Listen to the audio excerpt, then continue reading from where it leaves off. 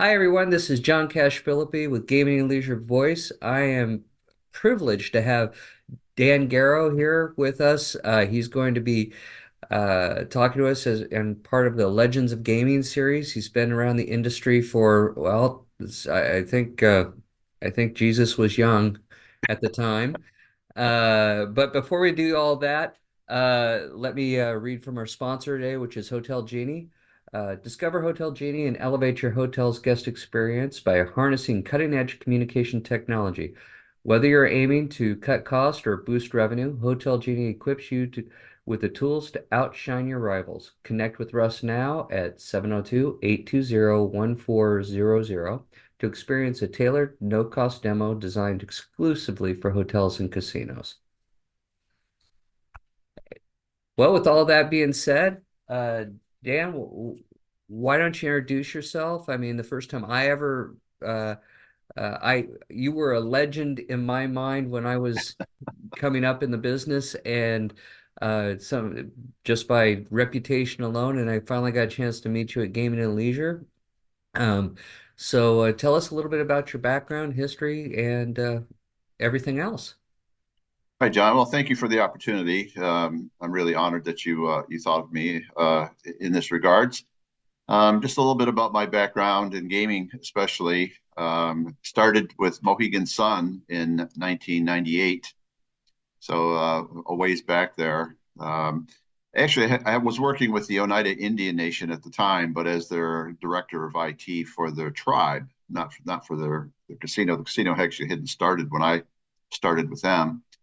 And after a couple of attempts at trying to get into gaming there that were unsuccessful, I managed to get into Mohegan Sun in 1998. And through the course of my experience there, worked my way up into a senior vice president's position and CIO for that organization. I spent 10 years there in Connecticut with them and probably and helped them grow their property. When they had 3,000 machines when I started there, when I left, they were up to 6,000 machines. Had basically doubled, their gaming floor, and they added this big hotel tower, and then they put in an arena, 10,000 seat arena, and all kinds of retail, and they put a big, huge sports book in place. So I went through all of that expansion with Mohegan Sun and with that management team, and it was a great, great learning experience. And you really have to attribute it to the market, right between New York City and Boston. It was, we're right in the middle of that great, probably tens of millions of patrons or potential customers in that market. So Well, I it remember you was, guys were the 10 or the 500-pound gorilla for so long. You had so yeah, many machines, and it was such a yeah, huge property. I think it it was at was. Bally's at the time you were expanding, and we kept adding things to you. Exactly. Yeah, we kept adding more product, more functionality. Even now, they've since I've left, they've done many many great things. And of course, they've expanded now into their enterprise operation that's worldwide. Just opened up a property over there in Korea, South Korea. So they've really grown, even continued to grow even after I was there. Um, but I left there after 10 years. We came back to Central New York, and I re-engaged with the United Indian Nation. Only this time I came back in the casino and came back as their chief information officer. And I spent a couple of years, 4 years there with them, and left there, and I spent a year in Oklahoma with the Choctaw Nation, and just happened while I was there, had an opportunity to go to the Bahamas and work on the Bahamar project. And so that project was interesting. Started out as a 5-year contractual deal, and after a year and a half, the owner ended up in a in a problem with the contractors and ended up filing bankruptcy. And so most of us that were there at the time that were expats, we ended up having to leave the island and come back to the States. So um, when I came back, I did some consulting for a while around the country, even out on the West Coast. There were some of the tribes in Washington State, and did some work with some local tribes as well. So Currently, I'm working with my own tribe. I don't live on my reservation. I'm about 170, 180 miles south of my reservation, which is the St. Regis Mohawk. And I'm currently filling the role as their chairman of the board for their holding company that oversees all of their businesses. And so that's what's keeping me busy these days. It's just enough to keep my fingers in things and not enough to interrupt my golf game. So it's a good mix. That's great. I mean, you've done everything. I mean, you've been all over the place. I mean, anyone who, first off, you've done international, which is always impressive, and you've done Washington, which is like doing international. Anybody who works in Washington knows that their gaming is completely different from everywhere else in the country. Um, and you've done tribal side, you've done everything else, and you've been at it for so long. You've actually seen the industry grow up, so to speak. I mean, you've watched it evolve. I mean, tell us a little bit about the things that have changed since the time that you started in the industry. Okay, yeah. So, I was thinking about that. One of the things that immediately came to mind when I was at Mohegan, we were still everything was still coin in, coin out in the slot machines. And the Borgata was under construction in Atlantic City. And they announced prior to their opening in 2003 that they were going to go completely ticket in, ticket out and go coinless. And I can remember thinking, wow, that's a real big risk to take the entire floor, ticket in, ticket out all at once with such a new technology. And yet that's what they did. And of course, they've been very successful. And everybody's been successful with that since. They've obviously everybody's moved from coin in. That's kind of old thinking and old technology now. I So remember the old Toledo scales. That was always yes, a pain yes. to install. Yeah, I remember, sitting in some of the executive meetings trying to figure out how, better ways to count coins or better ways to handle the coins, and the coin in, coin out process. And then this whole ticket in, ticket out thing came along, and that really revolutionized a lot of things. And certainly networking, um, you know, when I first started into gaming, networking was really in its infancy for casinos, I think. And I certainly at Oneida, that was a Oneida was a little unique in that they were revolutionary in their approach. When they first started, they actually developed a system that was completely based upon the network. They had a first cashless system totally. They had it custom developed just for them to avoid or to get around some of the New York State restrictions on gaming, at least with slot machines.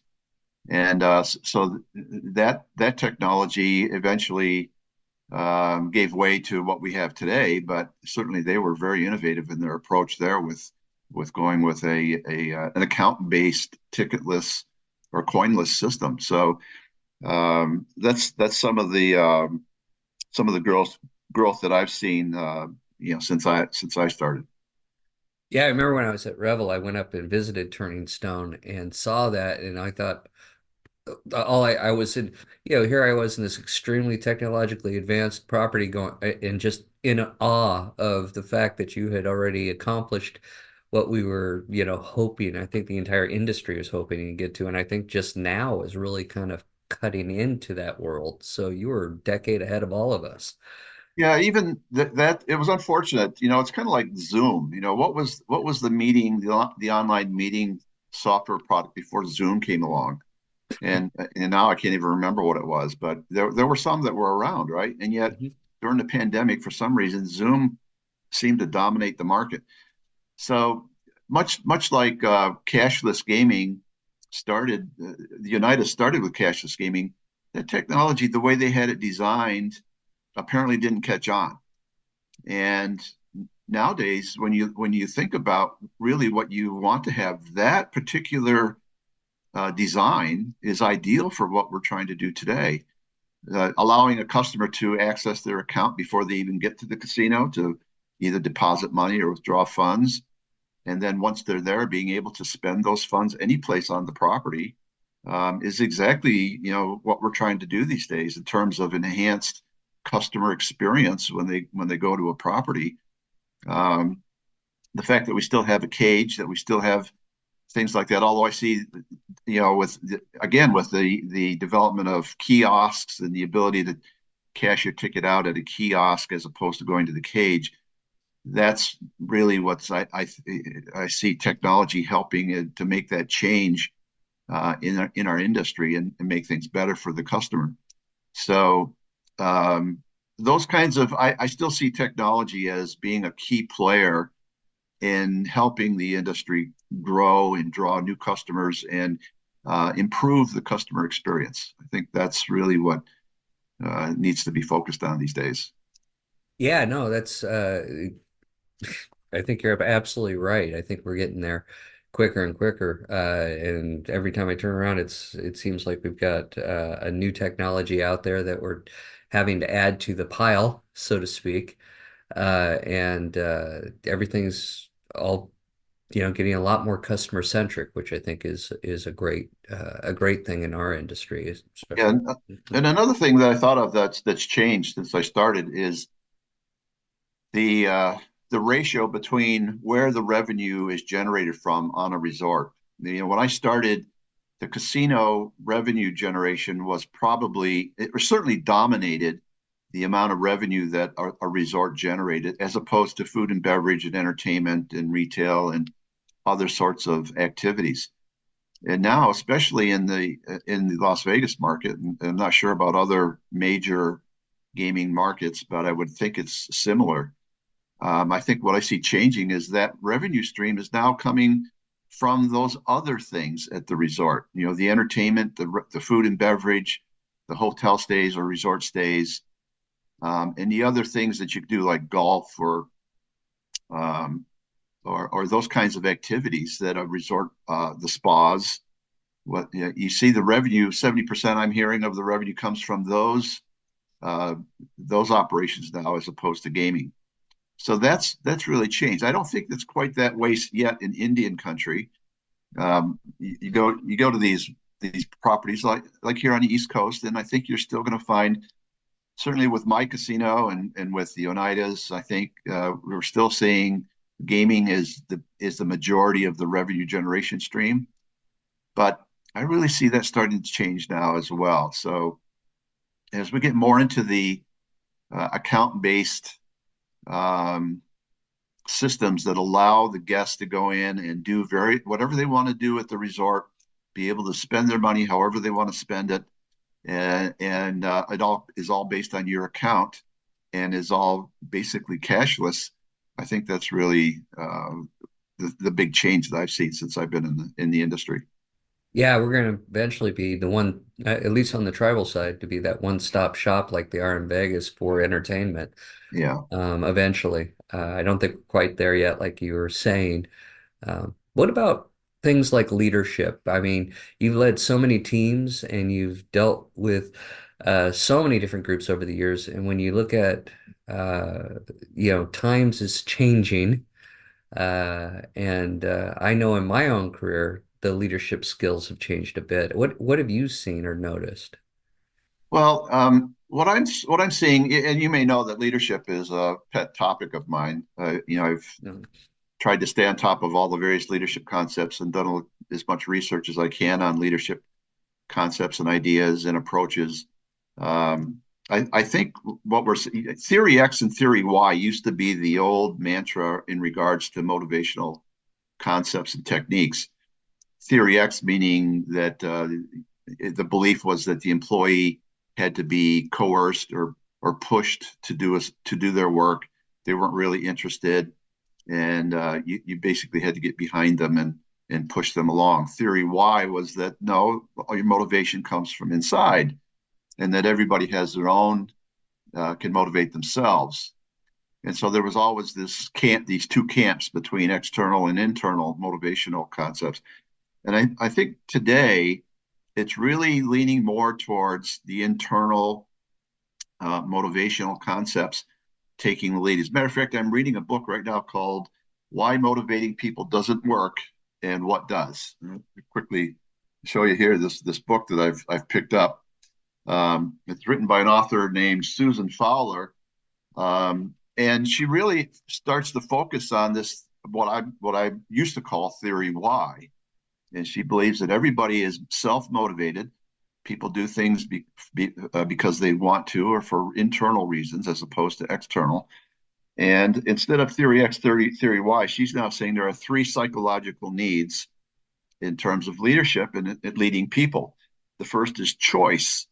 And I've often found that fascinating, that the ability to choose or the ability to make a decision is really what motivates people. So when people think they have self-control over their own destiny and they have the ability to choose, that they will be better motivated when they know that they're in charge and that they've decided themselves to do something. The second psychological need is one of connection, and that is being a part of something that's bigger than themselves.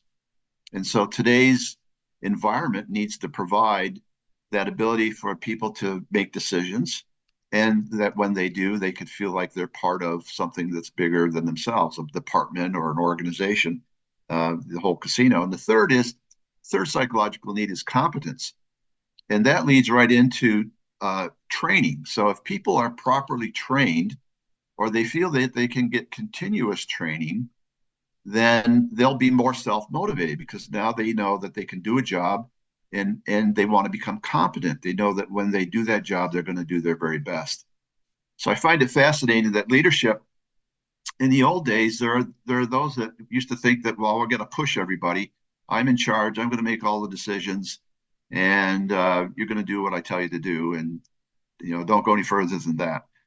And so I see things moving now more towards the teamwork, trying to get people to become their best, allowing people to make these decisions on their own, giving them that latitude, but then holding them accountable to it, and giving them an environment where they feel connected, so that they can show that they are very well able to do the jobs that they've been asked to do.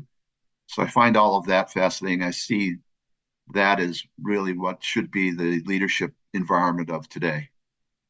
That's that's great stuff. Actually, hold up that book again, Dan, because I know somebody didn't write it down fast enough.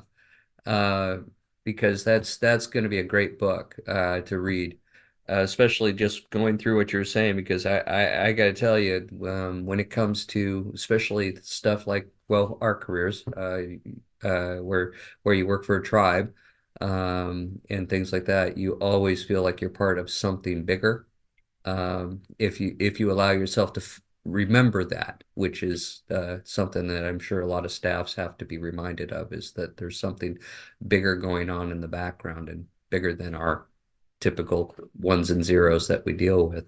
No, you're absolutely right. In terms of certainly IT leadership, one of the things that I always tried to promote is that bigger purpose. IT in a casino organization is not the end.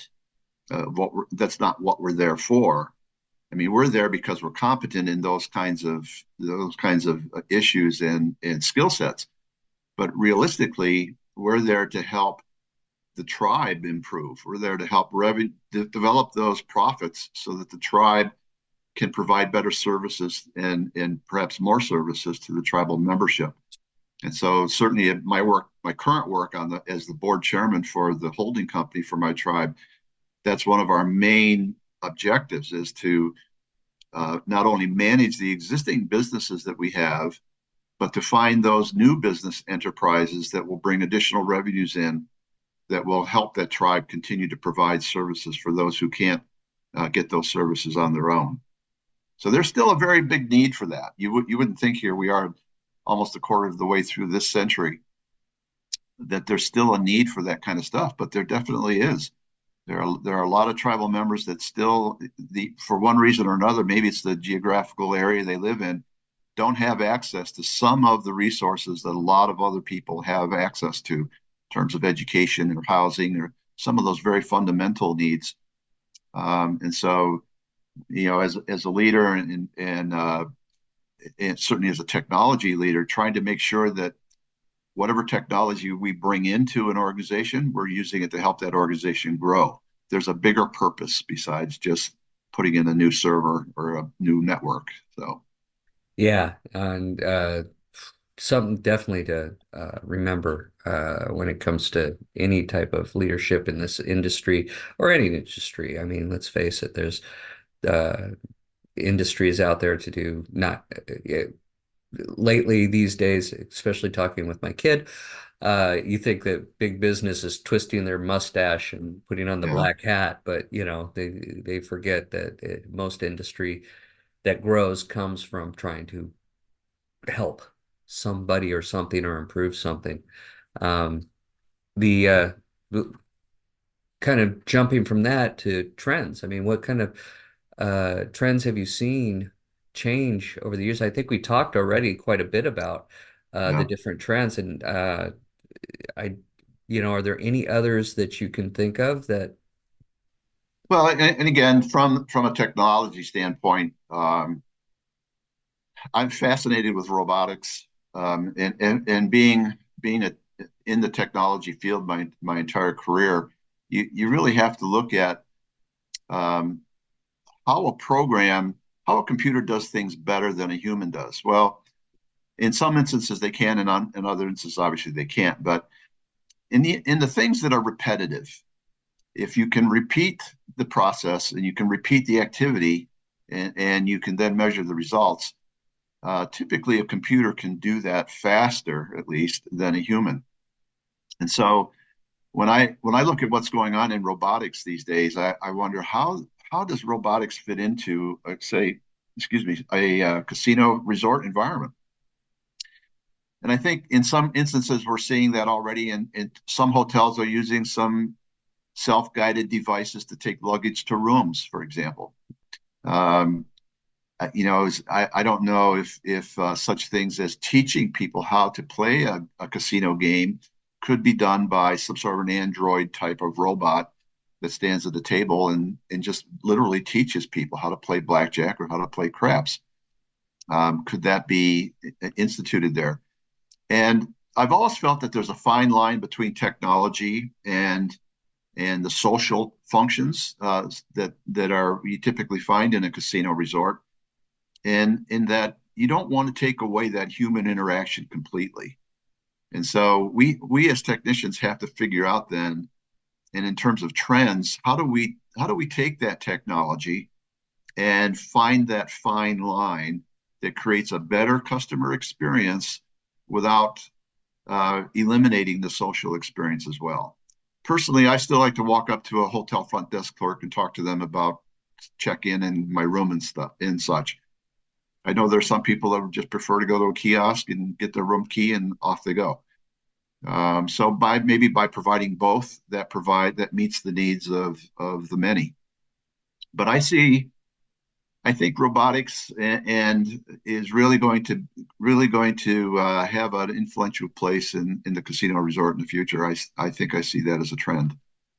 Yeah, and I couldn't agree more. I had a discussion with Robert Rippey from the Blackfire Innovation Group not too long ago. I was doing a moderation of a robotics discussion, and he was right on line with what you're saying. They're even talking about robots that change bed sheets and things like that, and all sorts of interesting things over there. So that's there's so much going on in robotics right now. I think that the next 12 months is going to be a real eye opener for Have our you industry.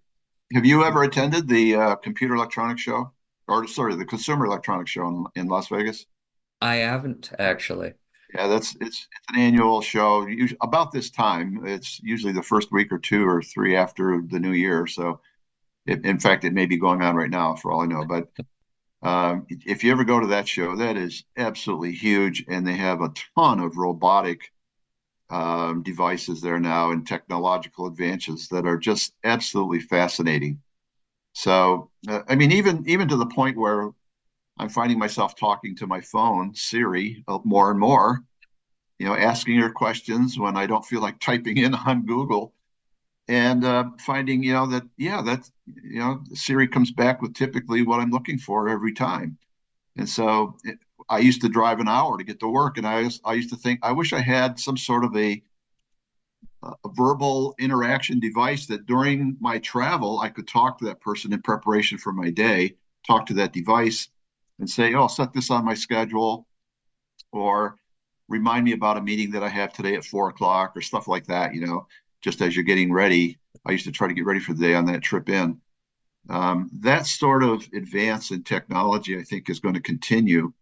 And even my banking account, I can go online and talk to some application about some of the things that are going on with my checking account or my savings account. So I just really see technology is going to continue to advance very, very quickly.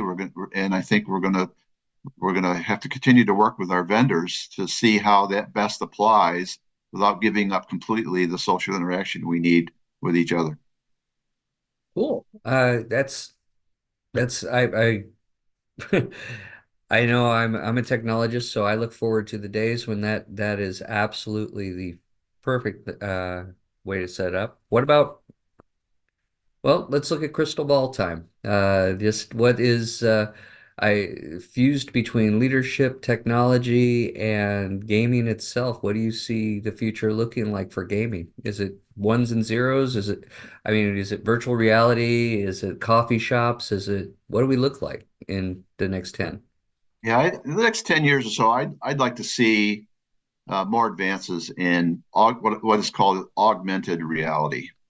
So I guess the best example that I can have in terms of gaming would be if a slot technician walks up to a slot machine, if he's wearing, say, a set of glasses or a set of goggles that would walk him or her through a process of um, troubleshooting a machine. And then once a problem is determined, it helps that person repair that machine.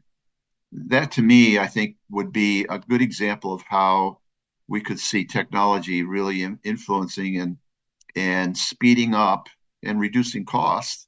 I think for the casino resort. So we know that technology continues to advance at an exponential rate. It's not linear, and so we see all these advances, certainly in medicine. Some of the things that they can do these days around the human body and repairing and fixing the human body are just mind-boggling. So I don't see why we can't see those sorts of things. And when you look at your automobile, I mean, back in 10 years, 12 years ago, I thought I was state of the art. I bought a car that had a heads-up display on the windshield, and now every car has that pretty much. I mean, it's certainly an option for every make and model.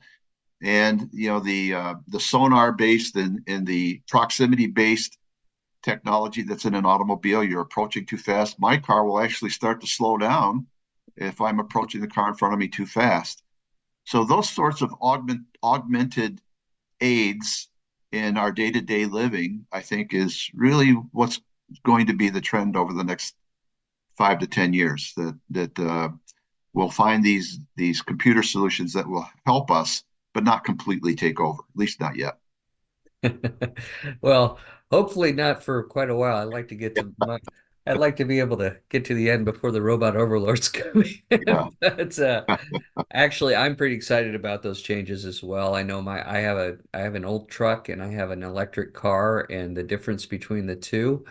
My electric car tells me what to do and where to go and helps me drive. And when I get my truck, I have to remind myself that I will drift. I will do these things that I've gotten lazy about. So yeah, I Can you can understand you can completely. you imagine trying to drive somewhere now to a destination without GPS?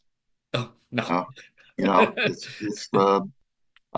just a matter. Tell me your address. I'll find you. I'll get there. And so it's amazing how quickly that stuff has come along, how well it's adapted. And on the flip side, we have to be careful about something happens that we don't have that technology suddenly. What do we do? Like the victims of the recent earthquake over in Japan, I saw something on the news there the other day. Those folks without power, without cell phones, without anything, all of a sudden they're completely lost. And so, we have to be careful to find that, like I keep saying this, that blend, that happy medium between where does technology help us and give us aid as opposed to taking over. We can't let it take over, obviously, and so we got to always remember that these things are nice, and but we got to have a certain amount of backup plans in place to either maintain them or somehow do without them. So Dan, it has been great talking to you. I can't, uh, this has been an education for me. And I can't thank you enough for being on the show. Everyone, we've been speaking with Dan Garrow. Dan, any final thoughts? just thank you very much for your time. It was a pleasure talking with you. I look forward to seeing you in the near future. Thank you, Dan. And thank you, everyone, for watching. This is John Cash Philby signing off for Gaming and Leisure Voice.